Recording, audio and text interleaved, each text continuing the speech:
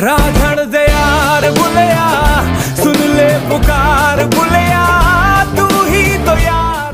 আমাকে প্রতারকের তকমা দেওয়া হয়েছে, সত্যটা অনেকেই জানে না। এবার নিজের অতীতের প্রেম নিয়ে কথা বলেছেন জনপ্রিয় অভিনেতা রণবীর কাপুর। কখনো নিজের প্রেম জীবন নিয়ে কথা বলতে দেখা যায়নি বলিউডের প্লেবয় খ্যাত রণবীর কাপুরকে। তবে সম্প্রতি দেওয়া এক সাক্ষাৎকারে নিজের ব্যক্তিগত বিষয় নিয়ে মুখ খুলেছেন অভিনেত্রী আলিয়া ভাটকে বিয়ে করা এই জনপ্রিয় অভিনেতা রণবীর কাপুর।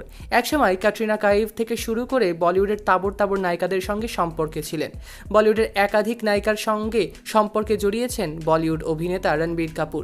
শোবিজের বাইরেও তার ছিল অসংখ্য প্রেমিকাদের সবার সঙ্গেই সম্পর্ক ভেঙে যাওয়ার অভিজ্ঞতা রয়েছে রণবীর কাপুরের। জীবনে এত প্রেমের সম্পর্ক ভেঙে যাওয়ার জন্য অবশ্য প্রেমিকারা রণবীরকেই দায়ী করেছেন বারংবার। সবাই অভিনেতাকে বলেছেন ঠকবাজ, প্রতারকের তকমা দিয়েছেন অনেকেই। এ বিষয়ে সম্প্রতি সংবাদ মাধ্যমকে দিয়েছেন এক সাক্ষাৎকার জনপ্রিয় বলিউড অভিনেতা রণবীর কাপুর। ভারতীয় সংবাদ মাধ্যম পিঙ্ক ভিলার একটি প্রতিবেদন থেকে জানা যায়, সম্পর্ক ভেঙে যাওয়ার জন্য নিজেকে কখনোই দায়ী মনে করেন না অভিনেতা রণবীর কাপুর। এই প্রসঙ্গে রণবীর বলেন, প্রেমিক হিসেবে খুবই বিশ্বস্ত ছিলাম আমি সবসময়। ক্যারিয়ারে বলিউডের দুইজন সফল অভিনেত্রীর সঙ্গে চুটিয়ে প্রেম করেছি। স্কুল জীবনেও অনেক প্রেমিকার সংখ্যা ছিল আমার জীবনে। রণবীর আরও বলেন, অসংখ্য প্রেমিকা থাকায় আমাকে অনেকে প্লে বয় বা খেলাড়ু ভাবে সবসময়। এসব নিয়ে আমি কখনোই ভাবি না, কারণ মানুষ আসল সত্য এখনও জানে না। বিশ্বস্ত প্রেমিক দাবি করে রণবীর কাপুর বলেন, তাহলে একটা গল্প বলি। দেশে প্রেমিকা রেখে আমি 3 বছর 9 মাসের জন্য নিউ ইয়র্কে গিয়েছিলাম। ওই গোটা সময়ে আমি কারো সঙ্গে প্রেম করিনি।